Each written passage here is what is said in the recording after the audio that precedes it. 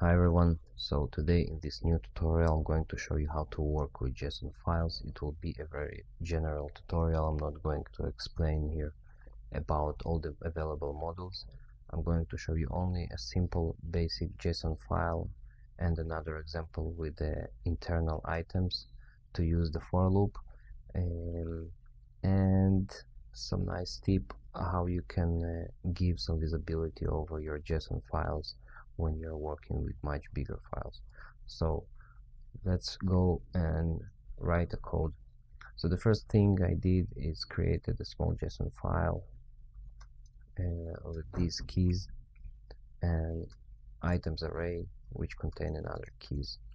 To save time, I already wrote basic code lines. This code is going to save the location of the file. I'm opening the file for reading, and then I load the JSON data inside this variable.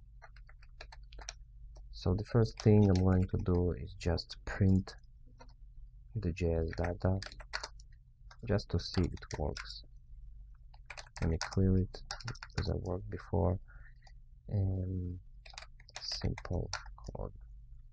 Wait, I forgot to import the JSON library. Okay, so everything works. Now let's say okay, let me do it here. Let's say I want to print inside the items. Let's say it won't be items, it will be library. Okay, let's say I want to print the book name inside the library.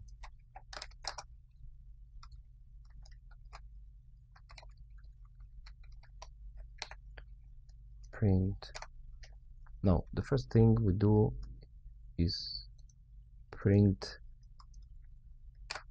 the external key names.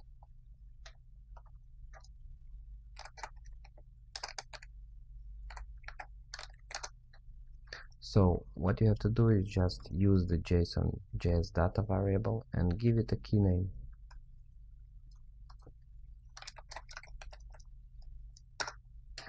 Alright, it works. Now let's say we want to print the book name inside the library.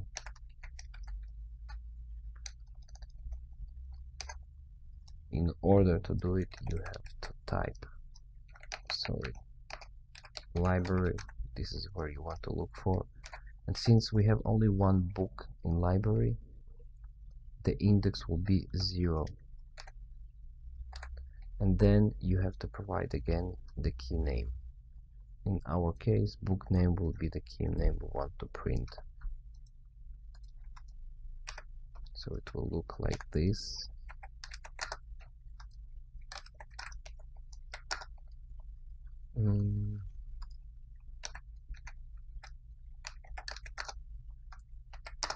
Alright, but let's say we have now a bigger library and we have more books. Let's just add 2 more books.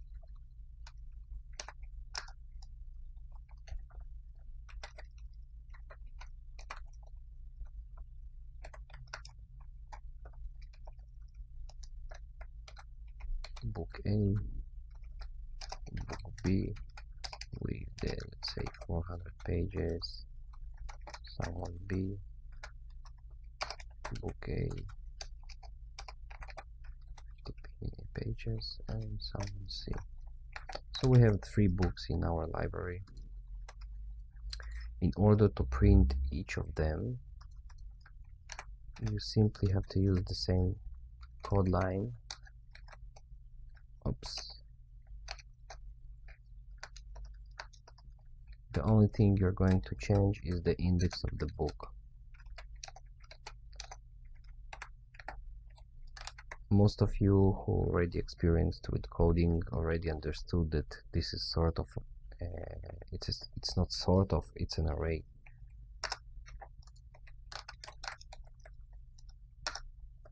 Okay, so we have the 3 book names, but let's say our library have thousands of books. If you are going to work in this way, it will be very uncomfortable. So to show you how to work with loops, I'm going to comment out these lines. I'm going to create a pointer to our library pointer, which will be, actually it's the same. And then we're going to go through all the items, all the books inside the library. So for each book in library pointer, I want to print the book name. Okay, the book name to be book, and we have to provide the key name, which is book name. And we also want to print number of pages. Let me add space here.